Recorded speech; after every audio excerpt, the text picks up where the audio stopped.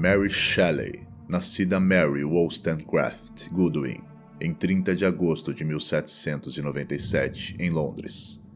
É conhecida principalmente por ser autora de Frankenstein, um dos primeiros romances de ficção científica, filha do filósofo William Goodwin e de Mary Wollstonecraft. Mary cresceu em um ambiente intelectual e progressista. Aos 16 anos, começou um relacionamento com o poeta Percy Bysshe Shelley, que era casado na época. Eles fugiram para a Europa, onde enfrentaram dificuldades financeiras e sociais. O casal passou por inúmeras tragédias, incluindo a perda de 3 de seus filhos. Em 1816, durante uma viagem à Suíça, Mary começou a escrever Frankenstein, inspirada por uma competição literária entre amigos. Percy morreu em 1822 aos 29 anos em um naufrágio na costa da Itália. Sua morte foi um evento devastador para Mary. Quando o corpo de Percy foi encontrado após o naufrágio, ele foi cremado em uma praia na Itália em uma cerimônia organizada por muitos de seus amigos. No entanto, durante a cremação, algo extraordinário aconteceu. O coração de Percy não queimou completamente, provavelmente devido à calcificação causada por uma condição de saúde anterior, possivelmente tuberculose. Mary Shelley então ficou com o coração de Percy e, ao invés de enterrá-lo ou dispensá-lo, decidiu guardá-la como uma lembrança íntima e pessoal de seu amado marido. Ela envolveu o coração em seda junto com uma cópia do poema Adonais que Percy havia escrito.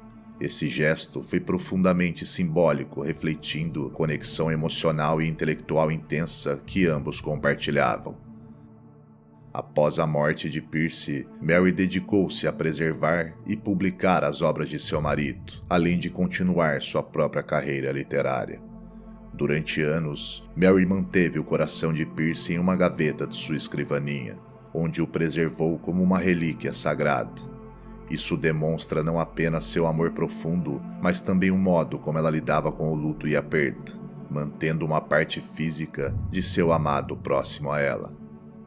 Após a morte de Mary Shelley em 1851, seus pertences foram revisados por seus familiares, e o coração de Percy foi encontrado na gaveta onde Mary o havia guardado. Enquanto muitos acreditavam que o coração de seu amado fora enterrado com ela, jornais e documentos da época dizem o contrário, que o coração foi enterrado junto ao túmulo de seu filho, Percy Florence Shelley, na igreja de St. Peter, Inglaterra. Já Mary foi enterrada no mesmo local, porém ao lado de sua mãe. A história do coração de Percy Shelley, preservado e cuidado por Mary até o fim de sua vida, é uma das narrativas mais tocantes de amor e devoção, destacando o impacto duradouro de seu relacionamento na história literária.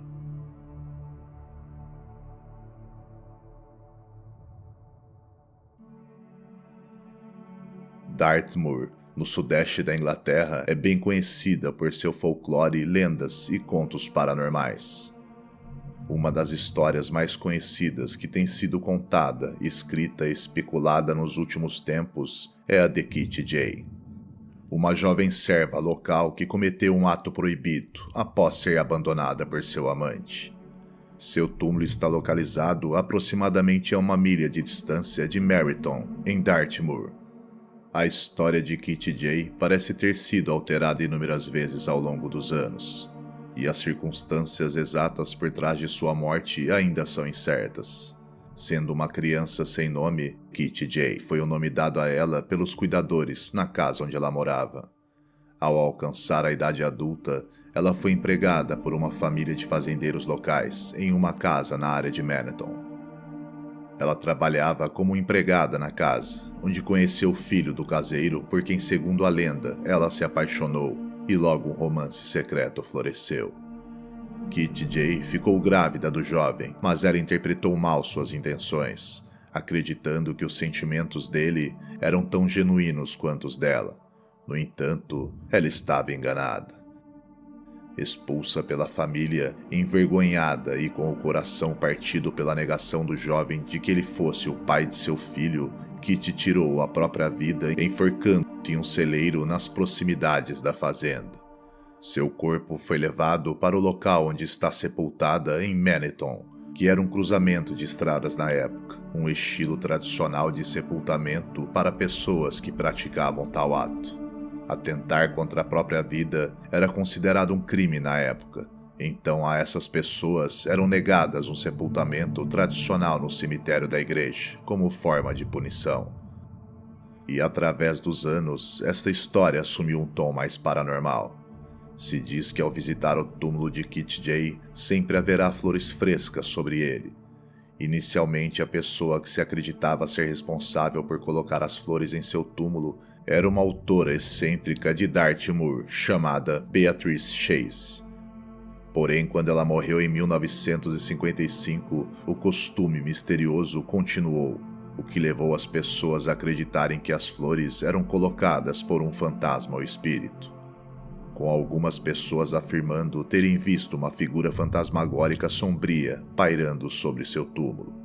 Qualquer que seja a versão dos eventos em que você escolha acreditar, Kit Jay tornou-se uma heroína improvável de Dartmoor. E ela ainda atrai a atenção de turistas que frequentemente deixam moedas e outros pequenos itens na lápide sem marcação, que neste caso tornou-se um santuário para ela.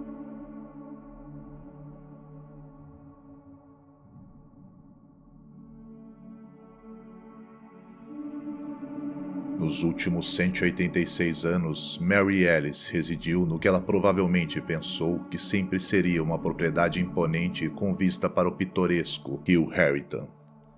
Na verdade, Mary estava apenas monopolizando uma vaga de estacionamento privilegiada durante a maior parte do século XX. A lenda de como a pobre Mary tenha vindo parar sobre o asfalto do estacionamento do Cinema Lewis, na Rota 1, em New Brunswick, é uma história romântica e, em uma última análise, trágica. Segundo a história, Mary Alice veio para New Brunswick na década de 1790 para ficar com sua irmã mais nova Margaret. Foi nessa época que ela conheceu e se apaixonou por um homem que era capitão do mar e um ex-oficial da Guerra Revolucionária. O capitão navegou pelo Redan e foi para o mar em um dia, jurando que quando voltasse ele e Mary se casariam. Ele até deixou seu amado cavalo para ela cuidar em sua ausência.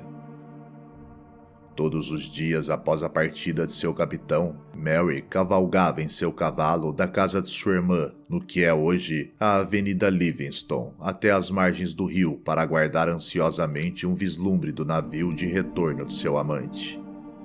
Em 1813, ela comprou uma parcela de terra agrícola com vista para o rio, de onde ela manteria sua vigília diária. Mary morreu lá 14 anos depois, em 1828, ainda esperando fielmente o retorno de seu capitão.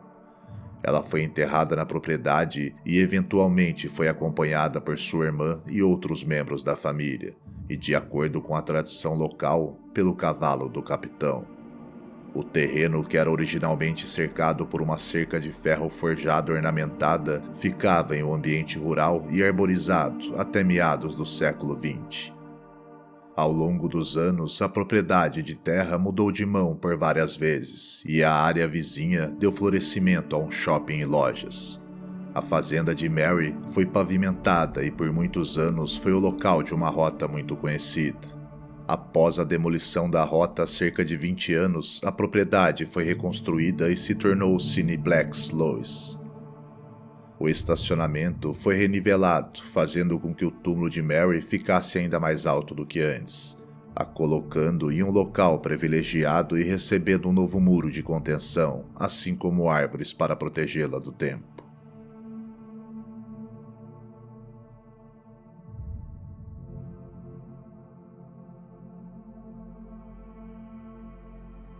Essa é a história de um dos túmulos mais bizarros da Carolina do Norte. É o relato de um último desejo de um homem levado à loucura pela doença. Vamos voltar no tempo, em 1844, quando um jovem advogado de 27 anos do condado de Franklin se viu eleito para o Senado estadual, que agora está abrigado no recém-construído edifício do Capitólio em Raleigh. William Andrew Jeffreys vinha de uma família proeminente e parecia ter um futuro político brilhante pela frente. No entanto, isso não duraria para sempre. Após uma longa viagem de verão ao Texas, William voltou enfraquecido de suas viagens, com o que na época era chamado de febre tifoide. Embora seu prognóstico fosse bom e não fosse incomum que um jovem se recuperasse, a condição de William deteriorou-se significativamente. Ele foi dominado pela febre por 20 dias seguidos e muitas vezes atormentado por alucinações.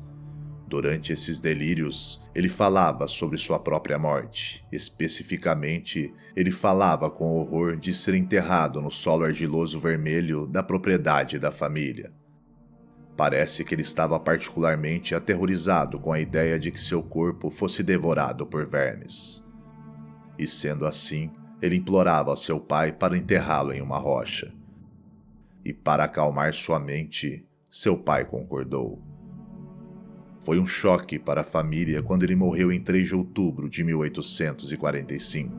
Seu pai lutou para cumprir sua promessa, mas não conseguiu imaginar uma maneira prática de fazê-lo. Então, recorreu a um pedreiro. Mas o homem levou um ano inteiro para escavar o centro da rocha de 6 metros por 3. Enquanto isso, seu corpo foi armazenado dentro de um caixão de nogueira feito à mão, que foi abrigado em uma cripta temporária de tijolos. Durante esse tempo, uma grande laje de mármore gravada foi encomendada do norte, mas chegou quebrada e em pedaços. Uma nova laje foi encomendada e os restos mortais de William Jeffreys foram finalmente enterrados dentro da rocha. Rocha essa que ainda permanece aqui com seus restos mortais nesse pacífico bosque na Carolina do Norte.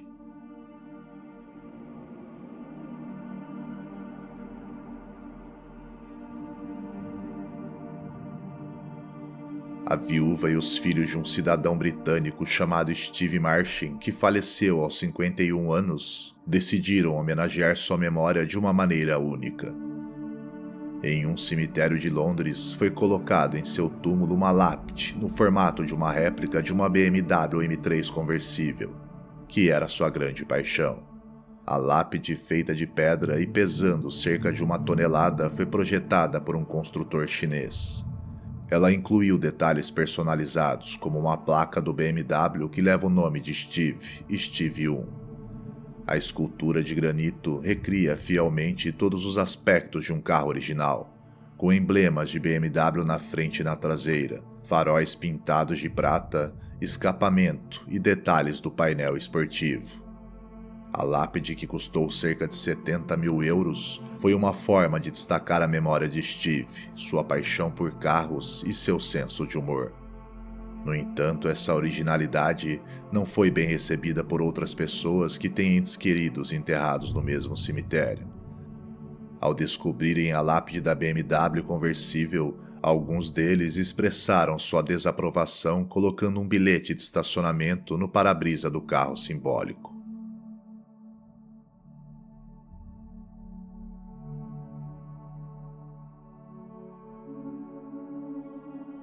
Uma mulher perdeu seu filho, provocando uma dor terrível e incomparável, de tal forma que ela começou a ir ao cemitério todos os dias para chorar sua perda. Ela preferia ficar ao seu lado o dia todo ao passar 1 minuto em casa sem ele. Se diz que diariamente os coveiros a viam entrar e voltava a chorar, derramando um mar de lágrimas sobre o túmulo de seu filho. Ela permanecia deitada, como se tentasse abraçá-lo, segurando em uma de suas mãos uma vela para iluminar quando o sol se fosse. Em determinado dia, a viram entrar no cemitério como de costume, mas dizem que ela nunca mais saiu. No dia seguinte, os funcionários do cemitério foram investigar e, surpresos, encontraram uma mulher transformada em pedra sobre o túmulo de seu filho, que ela sempre visitava. Ela estava na mesma postura em que ficava e ainda segurava em sua mão direita a vela que iluminava.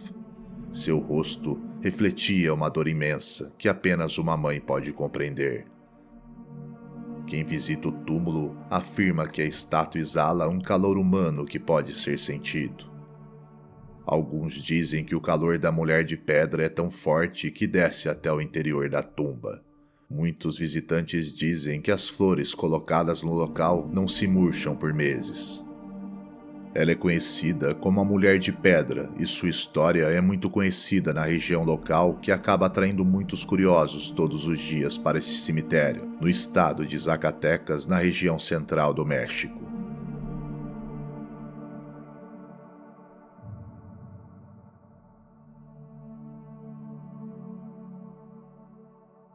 No cemitério de Roermond, na Holanda, há uma tumba muito peculiar que atrai a atenção dos visitantes.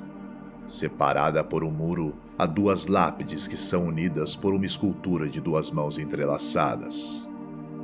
Esta é a sepultura de um casal que faleceu no século XIX, Jacob Werner Constantin e de Josefina Wendenverden. Em 3 de novembro de 1842, Jacob, que era protestante e coronel da cavalaria, casou-se com Josefina, que era católica. Quando Jacob morreu em 1880, ele foi enterrado na parte protestante do cemitério, próximo ao muro que separa a parte católica da protestante. Isso significava que Josefina não poderia ser enterrada ao lado de seu marido. No entanto, ela teve uma ideia engenhosa que ainda emociona as pessoas até hoje e mostra que o amor não conhece fronteiras. Antes de sua própria morte em 1888, Josefina garantiu que sua sepultura fosse colocada do outro lado do muro que os separava. Além disso, ela se certificou de que construíssem lápides altas o suficiente para ultrapassar o muro, e uma escultura de mãos entrelaçadas para conectá-los, em homenagem à união eterna que existiria entre ela e seu amado marido.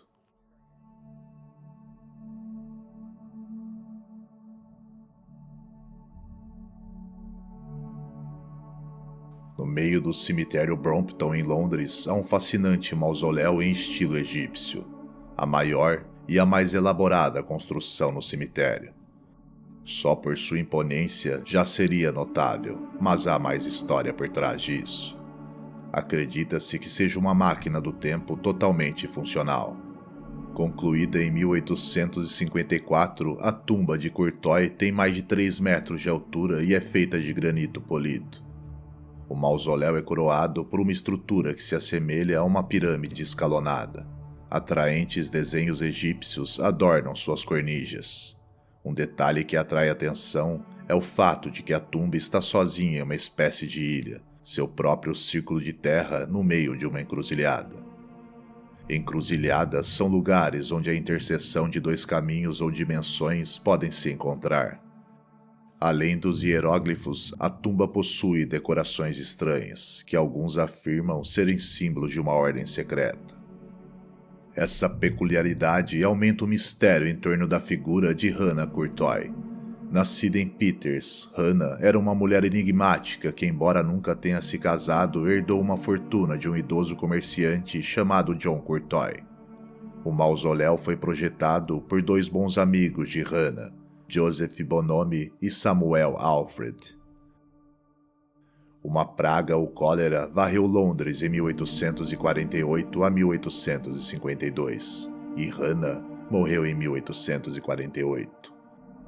Logo após a conclusão da construção, Samuel morreu em circunstâncias suspeitas. Alguns dizem que ele morreu por causa do que descobriu enquanto trabalhava na máquina do tempo. Já outros dizem que Joseph matou Samuel para impedi-lo de contar a alguém sobre o seu projeto. Outra versão da história é que ele não morreu, simplesmente viajou no tempo e desapareceu. Outro mistério que permeia até os dias atuais é que o mausoléu foi feito apenas com uma fechadura interna, sem nenhuma evidência ou maneira de ser aberto por fora. O cemitério de Brompton é um local fascinante, com uma rica história e esta lenda intrigante que já dura séculos.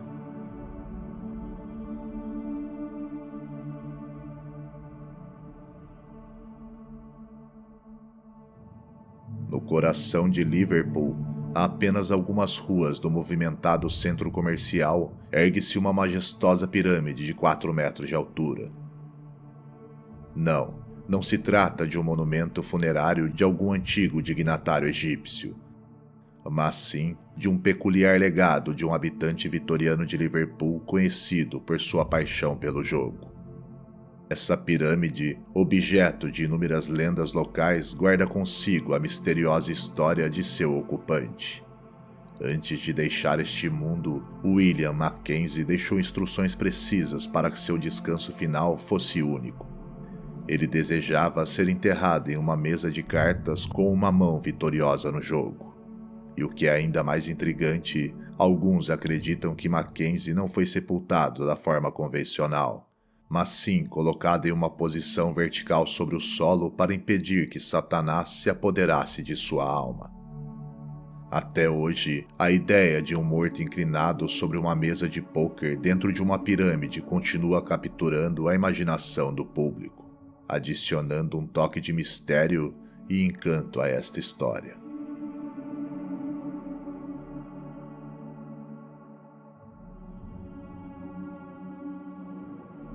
Molly Lee nasceu em 1600 em uma das 6 localidades que formaram Stoke-on-Trent, em Inglaterra.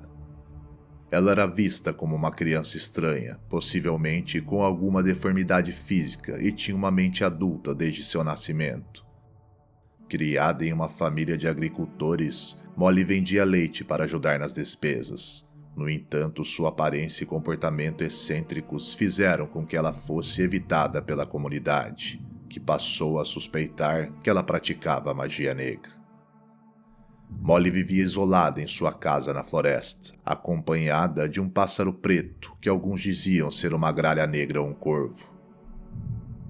As suspeitas aumentaram quando ela raramente comparecia à igreja e o reitor local Thomas Spencer reforçou a ideia de que Molly era uma bruxa. Ela foi acusada de trazer doenças para a cidade, mas nunca foi julgada por bruxaria, pois seus acusadores temiam represálias. Molly morreu aos 63 anos e seu enterro foi realizado pelo próprio reitor Spencer.